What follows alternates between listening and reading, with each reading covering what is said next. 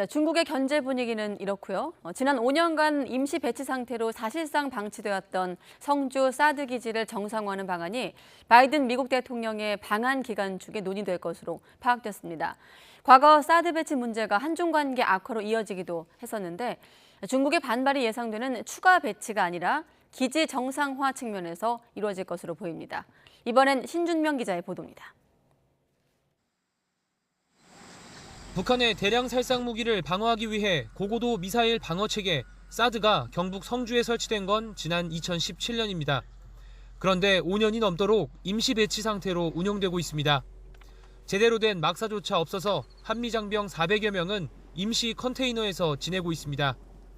중국이 사드의 고성능 레이더가 북한을 넘어 중국 본토까지 감시한다고 강하게 반발하자 문재인 정부 동안에는 사실상 방치되다시피 했습니다. 이에 미국은 동맹에 대한 예의가 아니라며 사드 철수까지 논의했던 것으로 전해졌습니다. 마크 에스퍼 미국 전 국방장관은 지난 2020년 서욱 당시 국방부 장관에게 사드 한반도 철수를 고려하겠다고 통보했고 미 합참의장에게는 사드 철수 방안 조사를 지시했다고 자신의 회고록에서 밝혔습니다. 윤석열 정부는 이번 한미정상회담을 계기로 사드 기지 정상화를 본격적으로 추진하고 있습니다. 국방부는 우선 기지 상시 접근권을 보장해 현재 주 2, 3회로 제한된 물품, 공사자재 기지 반입 횟수 제한을 풀 계획입니다.